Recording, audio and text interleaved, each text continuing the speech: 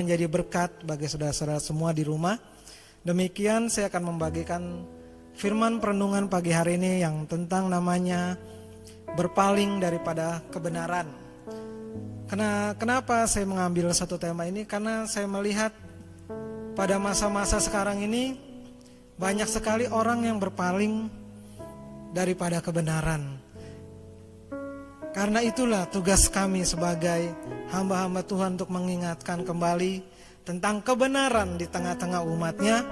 Mari kita mau baca firman Tuhan di Galatia 3 ayat 13 sampai 14. Demikian firman Tuhan, Kristus telah menebus kita dari kutuk hukum Taurat dengan jalan menjadi kutuk karena kita. Sebab ada tertulis, terkutuklah orang yang tergantung pada kayu salib. Yesus Kristus telah membuat ini supaya di dalam Dia berkat Abraham sampai kepada bangsa-bangsa lain, sehingga oleh iman kita menerima roh yang telah dijanjikan itu. Puji Tuhan saudara, apa yang Tuhan Yesus buat di dalam kehidupan semua orang percaya untuk membawa saudara dan saya untuk menerima satu karunia Roh Kudus di dalam hidupmu, dan engkau menerima apa yang dijanjikannya itu di dalam kehidupan imanmu. Tapi banyak sekali pada saat sekarang anak-anak Tuhan kecewa akan kehidupannya. Anak-anak Tuhan takut akan segala situasi. Anak-anak Tuhan takut akan segala keadaan-keadaan yang menerpa kehidupannya.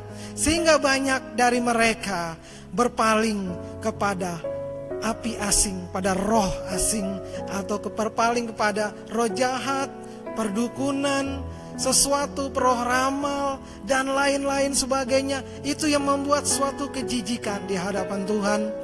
Dan pagi hari ini saya mau share tentang hal ini. Galatia 4 ayat 8 sampai dengan 10 firman Tuhan katakan seperti ini.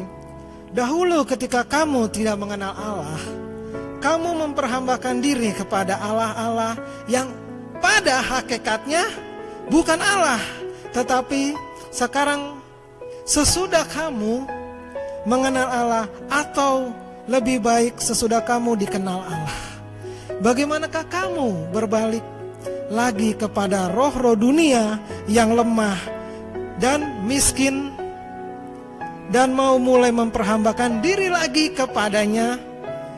Kamu dengan teliti memelihara hari-hari tertentu, bulan-bulan dan masa-masa tetap dan tahun-tahun. Saudara perhatikan di sini. Paulus katakan seperti ini. Dulu kamu gak mengenal Allah, terus kamu terjun dalam suatu persekutuan orang-orang percaya sampai kamu mengenal Allah. Dan pada waktu titik tertentu engkau berbalik ke dalam jalan-jalan yang jahat kembali.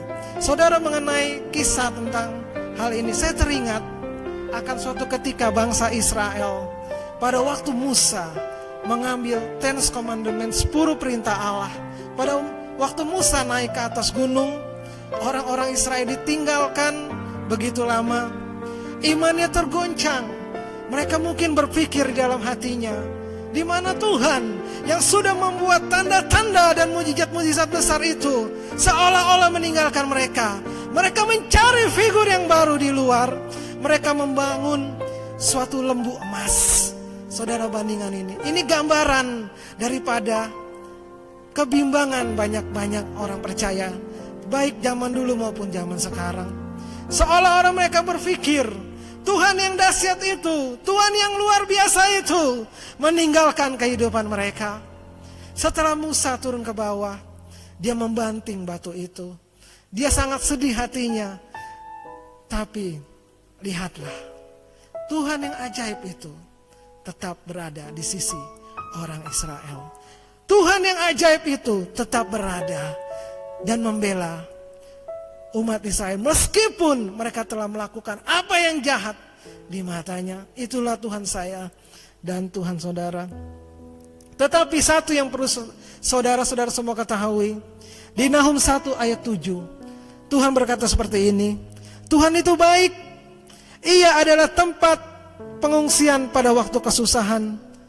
Ia mengenal orang-orang yang berlindung kepadanya.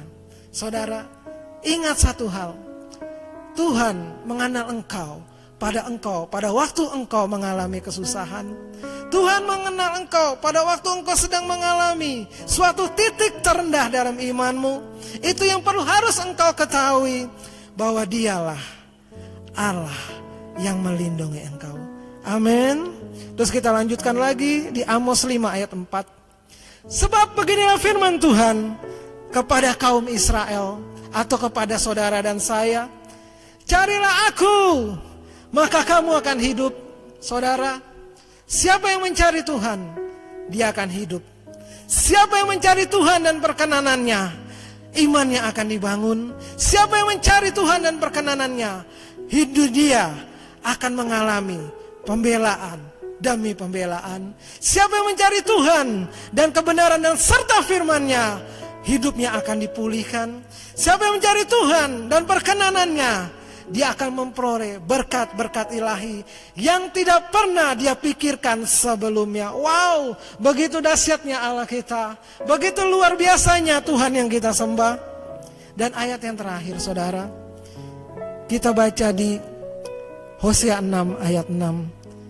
Sebab aku menyukai kasih dan setia, dan bukan korban sembelihan, dan menyukai pengenalan akan Allah lebih dari korban-korban bakaran. Saudara, artinya seperti ini. Tuhan mau kasih tahu sama kita, hei umat Israel, hei orang percaya, kenalilah Tuhanmu, kenalilah Allahmu dengan baik. Maka di situ engkau akan mengerti jalan-jalan yang akan Dia tunjukkan padamu. Jangan berpaling kepada dewa-dewa yang menjijikan, dan jangan berpaling kepada roh-roh yang palsu. Jangan berpaling kepada nubuat-nubuatan yang palsu, tapi pandanglah melalui pengalaman-pengalamanmu berjalan bersamanya, engkau akan mengenal Dia dengan cara yang benar. Demikian sharing saya pagi hari ini, dan menjadi berkat buat kita semua. Bapa, aku berdoa di dalam nama Yesus, Engkau yang mengenal hati setiap umat-Mu dan pemirsa di rumah Tuhan.